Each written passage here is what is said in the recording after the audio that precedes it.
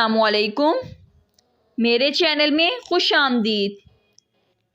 میرے چینل کو سبسکرائب کریں اور ساتھ میں دیے گئے بیل آئیکن کو پریس کریں تاکہ میری ہر نئی آنے والی ویڈیو کا نوٹیفیکیشن آپ کو ملتا رہے۔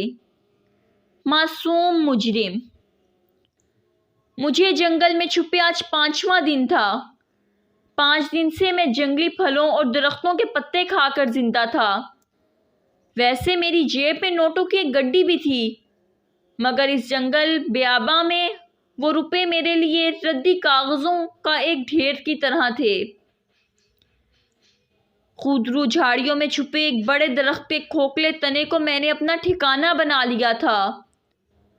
سخت زمین پر نرم شاخوں اور پتوں کو بچھا کر بستر سا بنا لیا تھا، جہاں میں چھپا رہتا۔ جب بھوک لگتی تو باہر نکلتا، ذرا کھٹکا ہوتا تو بھاگ کر اپنی پناہ گاہ میں چھپ جاتا۔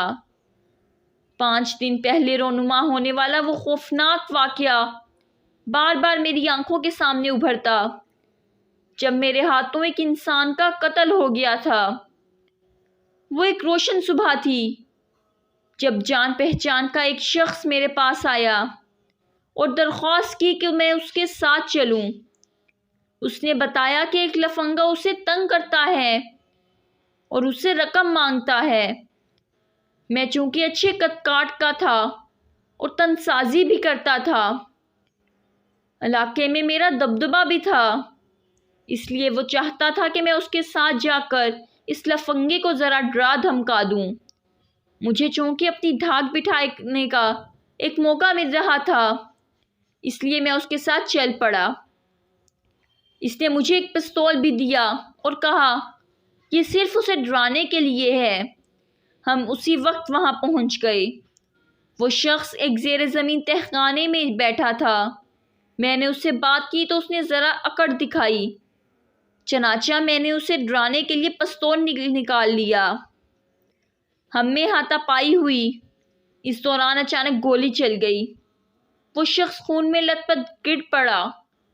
جو شخص مجھے لے کر آیا تھا بولا، یہ کیا کر دیا تم نے؟ میں نے تو صرف ڈرانے کے لیے کہا تھا، تم نے اسے جان سے مار دیا۔ اس نے مجھ سے پستول لے لیا اور کہا جلدی یہاں سے بھاگ جاؤ، پکڑے گئے تو پھانسی چڑھ جاؤ گے۔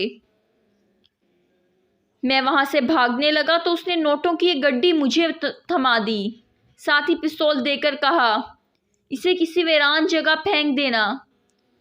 میں وہاں سے نکلا تو سخت گھبرایا ہوا تھا، سوچ رہا تھا کہ کہاں جاؤں۔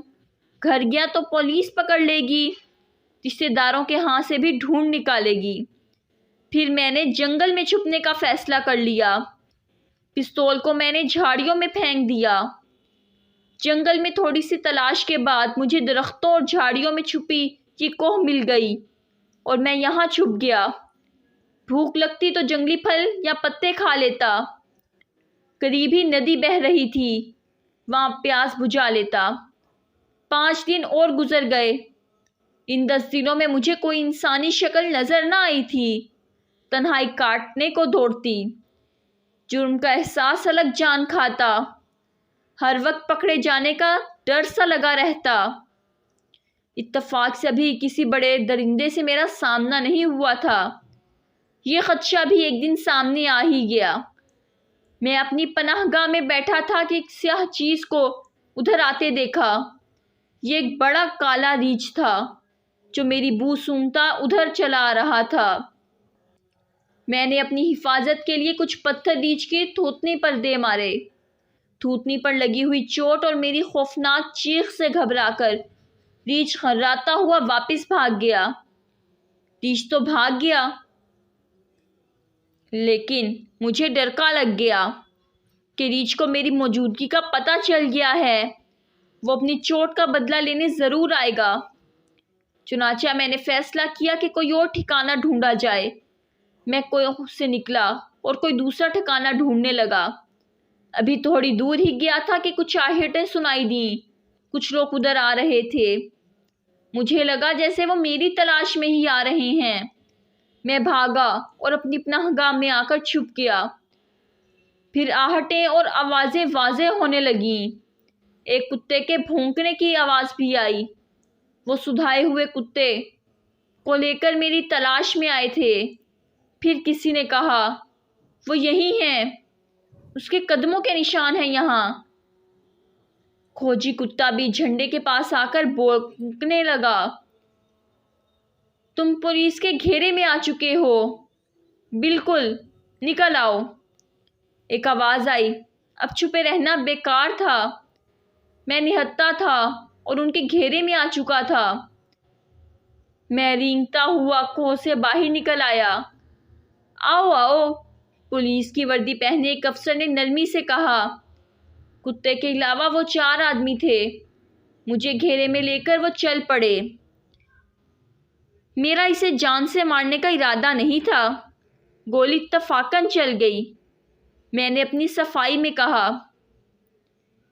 پولیس انسپکٹر نے میری طرف دیکھا اور کہا، کچھ فکر نہ کرو، اصل مجرم گرفتار ہو چکا ہے اور اس نے اقرار جرم کر لیا ہے۔ لیکن پستول تو میرے ہاتھ میں تھا، میں نے حیرت سے کہا۔ ایک پستول مجرم کے پاس بھی تھا۔ جب تمہاری مقتول سے ہاتھا پائی ہوئی تو وہ اس نے پیچھے سے اسے گولی مار دی۔ اس کی مقتول سے دشمنی تھی۔ اس نے سازش کی اور تمہیں ساتھ ملایا تاکہ اپنا جرم تمہارے سر تھوپ دے۔ مگر آپ اس تک کیسے پہنچے؟ میں نے الجھ کر کہا۔ مقتول کے موبائل ڈیٹا سے مجرم کا مقتول سے موبائل پر رابطہ ہوا تھا۔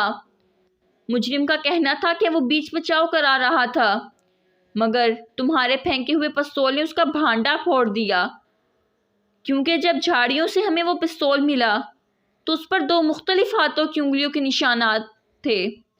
وہ نشان مٹانا بھول گیا۔ جب ہم نے سختی کی تو اس نے سب کچھ اگل دیا۔ شکر ہے خدایا، میں نے ایک لمبی سانس لے کر کہا۔ اس آزمائش سے تم نے کیا سیکھا؟ انسپکٹر نے پوچھا۔ یہ کہ اپنی طاقت پر گھمنڈ نہیں کرنا چاہیے، عاجزی اختیار کرنی چاہیے اور سوچ سمجھ کر کسی پر اعتبار کرنا چاہیے۔ انسپکٹر نے بات مکمل کر دی۔